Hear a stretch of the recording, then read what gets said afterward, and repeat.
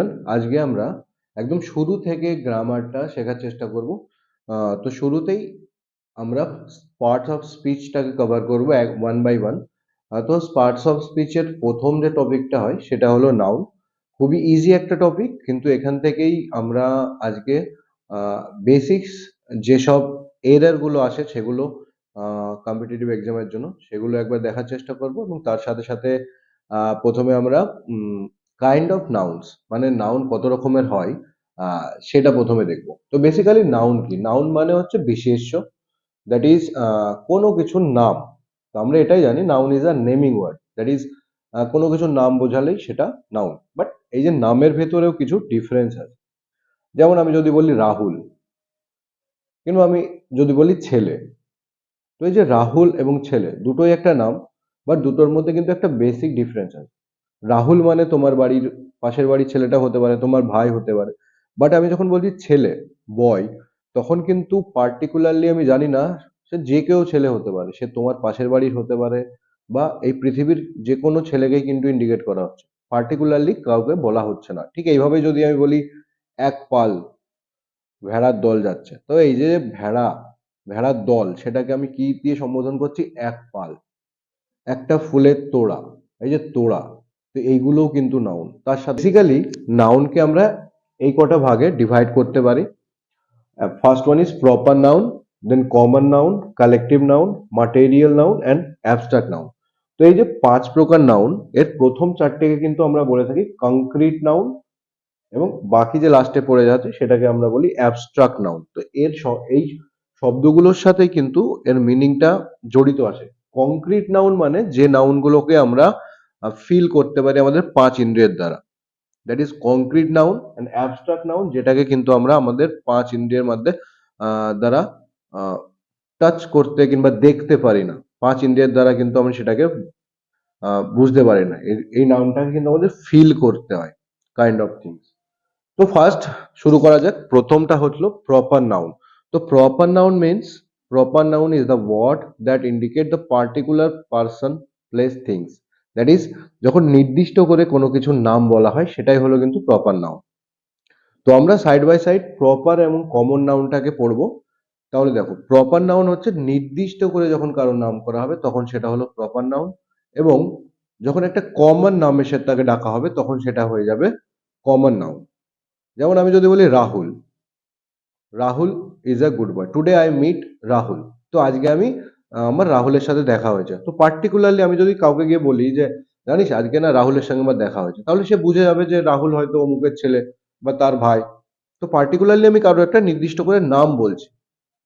কিন্তু আমি যদি বলি টুডে আই মিট আ বয়, আমি আজকে একটা বালকের সাথে আমার দেখা হয়েছে, তাহলে এই বালকটা কে সেটা কিন্তু আমি জানি না। বালক মানে কিন্তু সবাইকে বোঝাচ্ছে, যত বালক আছে পৃথিবীর সবাইকে বোঝাচ্ছে, তাহলে পার্টিকুলারলি হচ্ছে না, একটা কমন নাম চলে আসছে। তো সাইড বাই সাইড আমরা যদি দেখি, যেমন ধরো আমি এখানে লিখেছি রাহুল, তো রাহুলের একটা কমন নাউন কি হয়ে যাবে? বয়। আমি যদি লিখি রানী, সরি রিনা, তো রিনার কমন নাউন কি হয়ে যাবে? গার্ল। তো দেখো, রিনা মানে হচ্ছে একটা পার্টিকুলার নাম, আর গার্ল মানে হচ্ছে কমন নাম। গার্ল মানে সব, প্রত্যেকটা মেয়েকেই বোঝানো হচ্ছে, এবং যখনই আমি রিনা বলে দিচ্ছি তখনই একটা পার্টিকুলার মেয়ের নাম হচ্ছে। ঠিক এইভাবেই আমি যদি লিখি গঙ্গা, এবং এর কমন নাউনটা হয়ে যাবে তোমার রিভার। তো রিভার মানে যে কোনো নদী, যমুনা হতে পারে, ব্রহ্মপুত্র হতে পারে, মহানদী হতে পারে। বাট যখনই আমি গঙ্গা নামটা লিখে দিচ্ছি তার মানে আমি পার্টিকুলারলি গঙ্গা নদীর কথাটাই বলছি। তাহলে কমন নাউনটা হচ্ছে যখন আমি জেনারেলি কমন একটা নাম ইউজ করছি, এবং সেই কমন নাউনটাকে যখন আমি নির্দিষ্ট করে সেই কমন নাউনের ভিতরে যে কোনো একজনকে বোঝাচ্ছি তখন সেটাই হয়ে যাবে প্রপার নাউন। ওকে। তো দেখো, প্রপার নাউনের একটা নিয়ম, প্রপার নাউন হচ্ছে সবসময় basically proper noun capital letter দিয়ে শুরু হয়। তো proper noun basically begins with capital letter.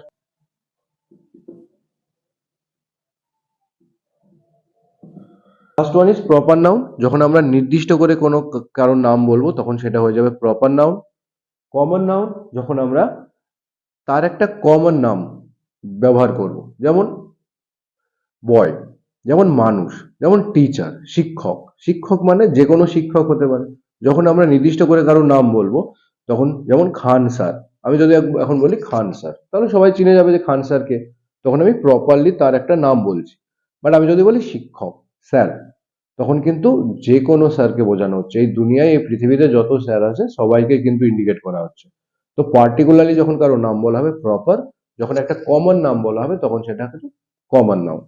Next one is collective noun. তো কালেকটিভ নাউন শব্দটা শুনেই বোঝা যাচ্ছে যে কোনো অনেকগুলো নাউনের যে একটা কালেকশন, সেটাকে বলা হয় কালেকটিভ নাউন।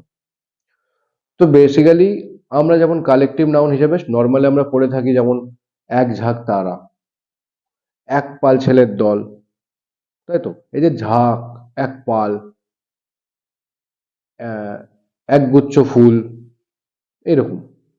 তো এই যে এক ঝাঁক, এক পাল, এক গুচ্ছ, এই যে শব্দগুলো বাংলায়, ঠিক এরও একটা ইংলিশ শব্দ আছে, তো সেইগুলোকে আমরা বলি কালেকটিভ নাউন। ঠিক আছে? কিন্তু এর বাইরেও কিছু কালেকটিভ নাউন আছে, যেমন ধরো ফ্যামিলি, টিম। তো এগুলো কি হয়, ফ্যামিলিতে একজন মেম্বার নিশ্চয়ই থাকবে না, ফ্যামিলিতে এক থেকে বেশি মেম্বার থাকবে, 2 জন, 5 জন, 10 জন, 15 জন একটা ফ্যামিলিতে মেম্বার থাকে। তাহলে কালেকশন অফ পিপলকে কিন্তু একসঙ্গে আমরা বলছি ফ্যামিলি।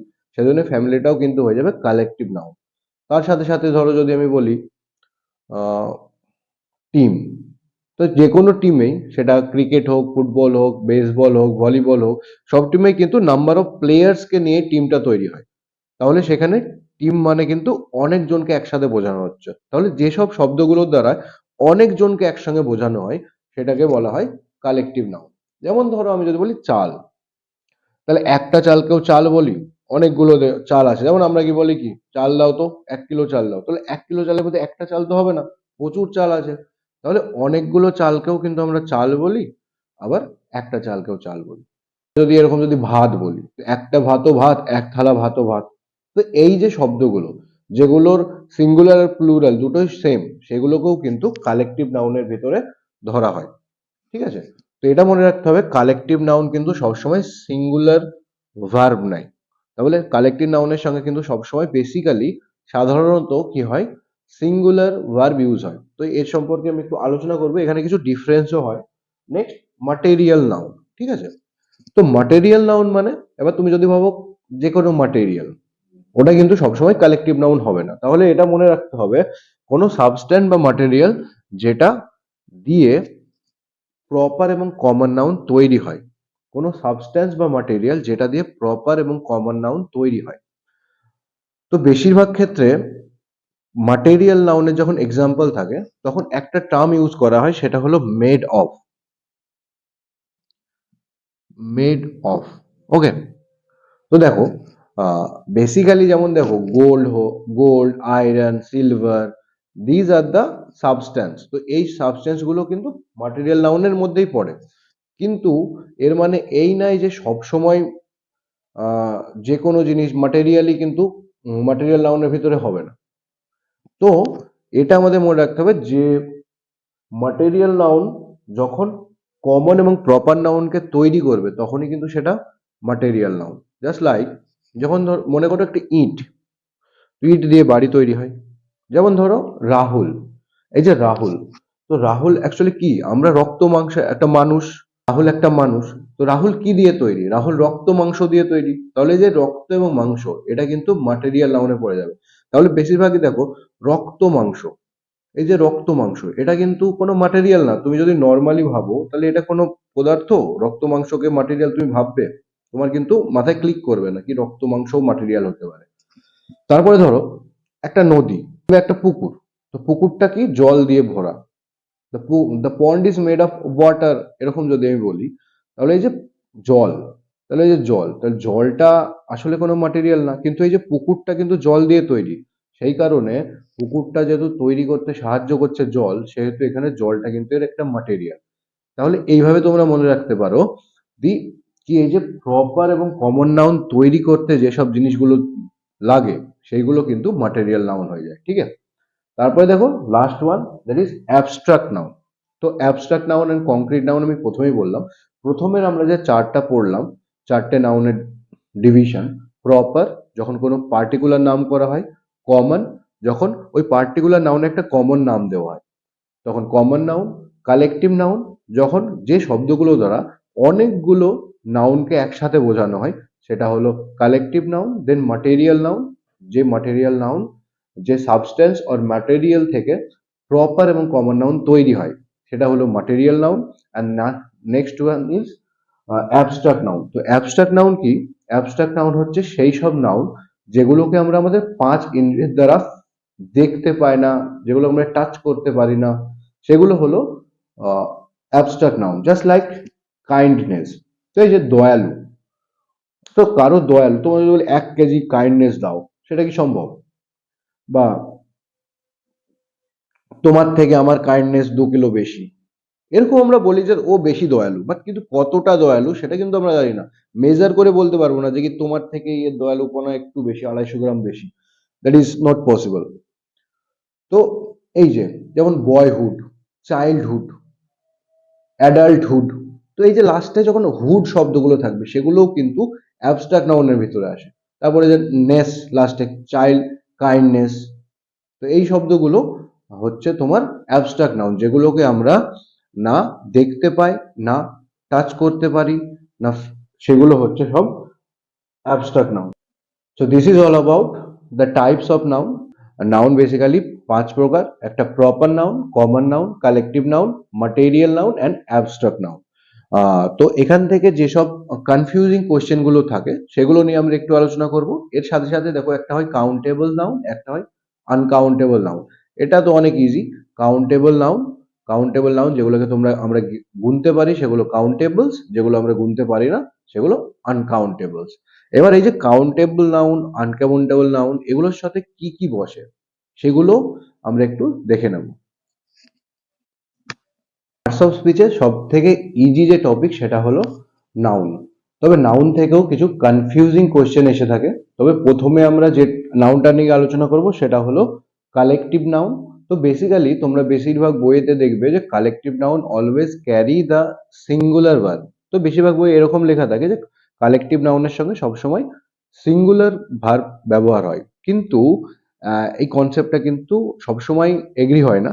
তো বেসিক্যালি এটাকে আমরা যেভাবে মনে রাখবো, আহ চলো আমরা প্রথমে একটা গল্প শুনে নিই। যেমন ধরো তোমার ফ্যামিলিতে একটা প্ল্যান হলো যে আমরা সামার হলিডেতে আমরা কোথাও ঘুরতে যাব। বাবা বলল আমি তো মানালি যাব, মা বলল না আমি দার্জিলিং যাব, তুমি বলে না আমি তো মথুরা যাব, তোমার বোন বললো না আমি তো বিদেশে যাব। এই যে চারজন ছিলে তোমাদের ফ্যামিলিতে, বাট চারজনের কিন্তু ডিসিশন সেম হলো না, চারজন আলাদা আলাদা ওপিনিয়ন দিল। বাবা এক জায়গায়, মা এক জায়গায়, তুমি এক জায়গায় বলছো, বোন এক জায়গায় বলছে। তো এই যে তোমরা ইউনাইটেড হতে পারলে না, তোমাদের ডিসিশনটা ভ্যারি করছে, ডাইভার্স একটা ডিসিশন আসছে, তোমার একরকম। তো এটা একটা, যখন এরকম ডাইভার্স সিচুয়েশন হবে তখন একরকম। আর একটা সিচুয়েশন, সাপোজ সামার ভ্যাকেশন, তোমার বাবা বললো চলো আমরা এবার মানালি যাব, এবং তোমরা চারজন বললে ওকে বাবা, আমরা সবাই মিলে এবার মানালি যাব। তো দেখো, দুই রকম সিচুয়েশন। প্রথম সিচুয়েশন যেখানে তোমরা কিন্তু এগ্রি করতে পারলে না বাবার সঙ্গে, তোমরা আলাদা আলাদা ডিসিশন দিলে, তো ডিসিশনটা ভ্যারি হলো। কিন্তু সেকেন্ড সিচুয়েশনে তোমার বাবা যেরকম বললেন তোমরা কিন্তু সবাই এগ্রি করে গেলে। তাহলে প্রথমে ডিসএগ্রি হলো, এবং সেকেন্ড সিচুয়েশনে তোমরা কিন্তু এগ্রি করে একটা সিঙ্গেল ডিসিশনে আসতে পারলে, এবং সেখানে কিন্তু সিঙ্গেল ডিসিশন ছিল না, চার চার রকমের ওপিনিয়ন এসেছিল। তাহলে কালেকটিভ নাউনের ক্ষেত্রে কি হয়? In case of collective noun, যদি তোমরা ইউনাইটেড থাকো তখন কি হয়? Singular noun, singular verb. কিন্তু তোমরা যদি ইউনাইটেড না থাকতে পারো, ডাইভার্স হয়ে যায়,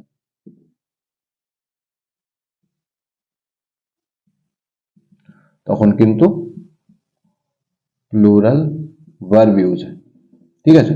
তো ফার্স্ট রুল ইজ, দেখো কালেকটিভ নাউনের ক্ষেত্রে যদি সবাই ইউনাইটেড থাকে, যেমন তোমরা, বাবা বললো তুমি মানালি যাবে, উনি বললেন যে চলো আমরা মানালি যাব, তোমরা সবাই কিন্তু বললে এগ্রি করে গেলে, মানে একটা ডিসিশন আসলো। তাহলে একটা ডিসিশন আসলো মানে সিঙ্গুলার নাউন। কিন্তু প্রথম ক্ষেত্রে কি হয়েছিল, চারজন চার রকম ডিসিশন নিয়েছিল, সেই জন্য একের থেকে বেশি ডিসিশন হচ্ছিল, সেই জন্য প্লুরাল ভার্ব। ঠিক আছে? তো in case of collective noun, যদি তোমরা ইউনাইটেড থাকো তখন সেখানে সিঙ্গুলার ভার্ব যদি তোমরা ডাইভার্সিফাইড হয়ে যাও, তোমাদের ওপিনিয়ন যদি ডাইভার্সিফাইড হয়ে যায়, তখন সেক্ষেত্রে কিন্তু প্লুরাল ভার্ব। জাস্ট লাইক মনে করো একটা টিম ম্যাচে জিতে গেল, তো ম্যাচে সে কি করে জিতলো? কারণ তারা সবাই মিলে একসাথে ইউনাইটেড হয়ে খেলেছে, তাই জন্য জিতলো। দেখো হারতেও পারে, বাট নর্মাল সেন্সে আমরা যেভাবে নেব, কি তারা ইউনাইটেড হয়ে খেলেছে তাই জন্যই জিততে পেরেছে। তো সেক্ষেত্রে কিন্তু team has won the match, তাহলে কিন্তু হ্যাজ বসছে না হ্যাভ বসছে। কিন্তু টিমে কিন্তু অনেক প্লেয়ার, কিন্তু তারপরেও কিন্তু এখানে হ্যাজ বসছে। তো এরকম একটা এক্সাম্পল দেখে নাও। এখানে দেখো দুটো এক্সাম্পল নিয়েছি, যেহেতু আমি ফ্যামিলি দিয়েই এক্সাম্পল দিয়েছিলাম, তো এখানেও সেম এক্সাম্পল নিচ্ছি। দেখো প্রথমটাই বলছে the family has decided to go to Manali. ঠিক আছে, তো ফ্যামিলি ডিসাইডেড করেছে কি, তারা করে নিয়েছে কি তারা মানালি যাবে। তো এখানে দেখো যেহেতু সবাই মিলে এগ্রি করে গেছে একটা decision, that is Y has বসছে। তো হ্যাজ কখন বসে? যখন সিঙ্গুলার সেন্স হয়। যখন সিঙ্গুলার সেন্সের জন্য কিন্তু হ্যাজ বসে এবং প্লিউরালের জন্য কিন্তু হ্যাভ বসে। তো এই জন্য দেখো প্রথমটা যেহেতু একটা সিঙ্গেল ডিসিশন নিতে পেরেছি, সেই জন্য সিঙ্গুলার ভার্ব। পরেরটা দেখো the family have divided in their opinion. Family এখানে ডিভাইড হয়ে যাচ্ছে তাদের ওপিনিয়ন নিয়ে, সেই জন্য এখানে হ্যাভ বসছে। তো একই জিনিসের জন্য একবার হ্যাজ একবার হ্যাভ বসতে পারে। তো কালেকটিভ নাউনের কেসটা এরকম, যখন তুমি সিঙ্গেল ডিসিশন নেবে তখন সিঙ্গুলার ভার্ব, যখন ডাইভার্সিফাইড হয়ে যাবে তোমাদের থট গুলো তখন সেখানে plural noun, sorry plural verb. So now next rules. Second rules is material noun. তো মাটেরিয়াল নাউন আগেই বলেছি, মাটেরিয়াল নাউন হলো সেই সব সাবস্ট্যান্ট কিংবা মাটেরিয়াল যেগুলো দিয়ে প্রপার কিংবা কমন নাউন তৈরি হয়। তো basically material noun most of the cases singular verb নেয়, এবং মাটেরিয়াল নাউন কখনো বেশিরভাগ ক্ষেত্রে কিন্তু সিঙ্গুলার ফর্মেই থাকে, প্লুরাল ফর্ম কিন্তু খুব কম হয়। যেমন ধরো রাইস, আমরা কিন্তু কখনো বলি যে রাইসেস, রাইসেস দাও, আমরা বলি রাইস।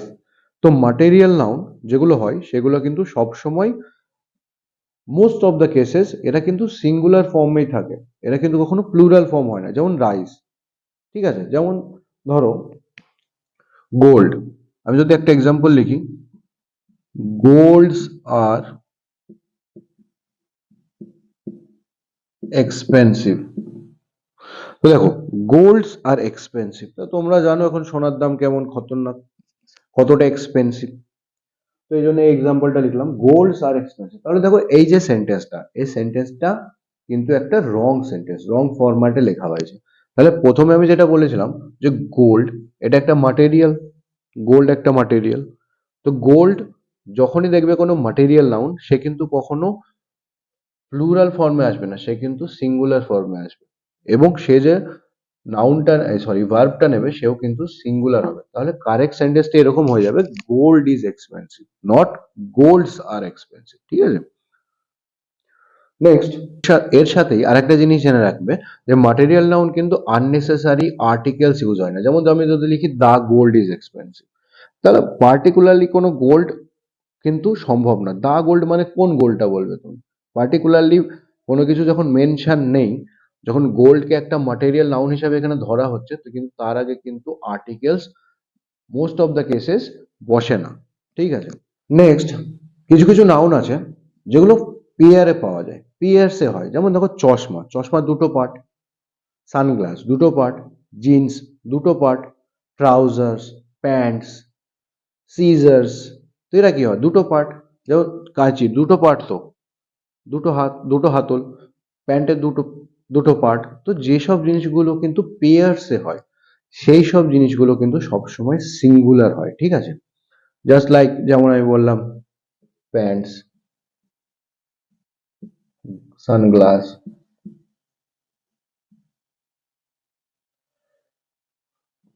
ট্রাউজার্স,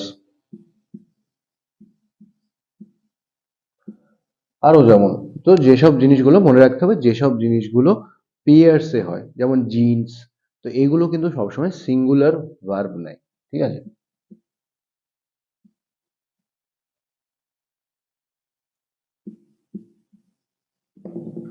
নেক্সট কিছু কিছু নাউন আছে যেগুলো দেখতে তোমার কিন্তু মনে হবে যে এগুলো প্লুরাল, বাট বাস্তবে কিন্তু সেগুলো সিঙ্গুলার। বেশিরভাগ কিন্তু যেসব সাবজেক্ট গুলো হয়, যেমন ফিজিক্স,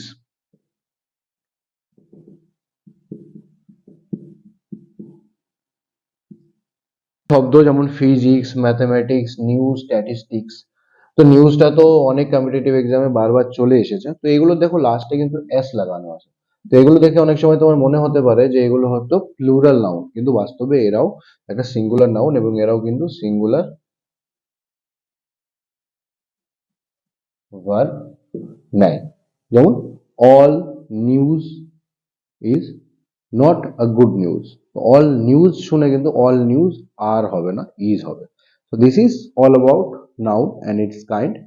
ওকে, তো এর সাথে সাথে আর একটা থাকে যেটা হলো একটা ভার্বাল নাউন। নাউন জিরান্ড, জিরান্ড শব্দটা জিরান্ড পার্টিসিপালস জিরান্ড পার্টিসিপাল ইনফিনিটিভস। তো এগুলো শুনে অনেকে কিন্তু অনেক ভয় খেয়ে যায়, কি কি এমন রকেট সায়েন্স, বাট এগুলো তেমন কিছু না। দেখো শব্দটা শুনেই তুমি বুঝতে পারছো ভার্বাল নাউন। তাহলে এখানে আহ, দুটোর একটা কম্বিনেশনে কিন্তু জিরান্ডটা তৈরি হয়। তাহলে জিরান্ড হলো সেই সব শব্দ যেগুলো মাদার ওয়ার্ড অ্যাকচুয়ালি ভার্ব, কিন্তু সেগুলো ভার্বের মতো কাজ করে না, সেগুলো কাজ করে নাউনের মতো। তাহলে কিছু শব্দ যেগুলো অ্যাকচুয়ালি দেখতে ভার্বের মতো কিন্তু কাজ করে তারা নাউনের মতো, সেগুলোই কিন্তু জিরান্ড বলা হয়। যেমন ওয়াকিং, সুইমিং।